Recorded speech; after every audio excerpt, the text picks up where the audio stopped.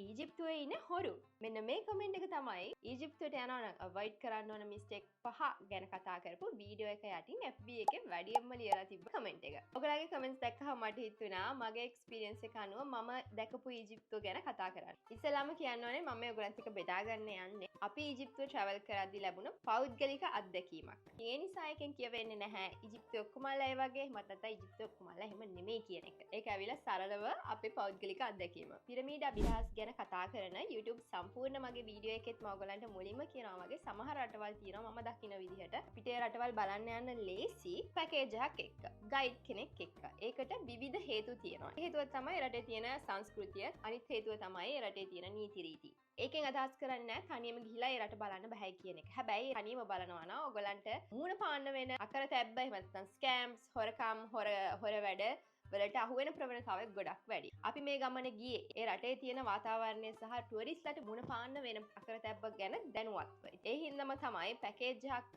ඔස්සේ ගයිඩ් කෙනෙක් එක්ක මේ ගමන අපි කරන්න තීරණය කරේ. ඉතින් ඒ හින්දාම අපේ ගමන හරිම සුරක්ෂිතව අපිට කරගන්න පුළුවන් වුණා. හොරුන්ට හෝ හොරකම් වලට මුණ දෙන්න උනේ නැහැ. අපිටවත් අපිත් එක්ක ගියපු ගෲප් එකේ අනිත් අයටවත්. මොකද අපිත් එක්ක හැමතිස්සෙම ගයිඩ් හිටියා. ගයිඩ් කෙනෙක් දැක ගමන් වටපිටාවේ ඉන්න මිනිස්සුયો ටිකක් ඈත් වෙනවා. කියන්නේ ඔයාලට කරදර කරන්නේ නැතුව යනවා. ඒගොල්ලෝ අපිව දැනුවත් කරනවා. මේ තැන මේ වගේ දේවල් වෙන්න පුළුවන්. පරිස්සම් වෙන්න මේ දේවල් කරන්න එපා කියලා. ගයිඩ් කෙනෙක් නැත්තම් ගීසා ප්‍රදේශයට ඇතුල් වෙද්දිම එහෙම නැත්නම් මියුසියම් එකකට ඇතුල් වෙද්දිම අවට ඉන්න මිනිස්සු ඇවිල්ලා එක දේවල් ඔයාට විකුණන්න try කරනවා. ඇත්තම කිව්වොත් ඊජිප්තුවේ මිනිස්සු අපි මේ හුස්ම ගන්න ඔක්සිජන් පවා විකුණන්න දක්ෂ කොට්ටාසයක්. මේකට හේතුව ඇවිල්ලා හරිම ඉන්ට්‍රස්ටිං. මට අද වගේ මතකයි ඉස්කෝලේ වෙනමම පාඩමක් තිබ්බා ඊජිප්තු වෙළඳාම් කරුවන්ටම බෙන් වෙච්ච.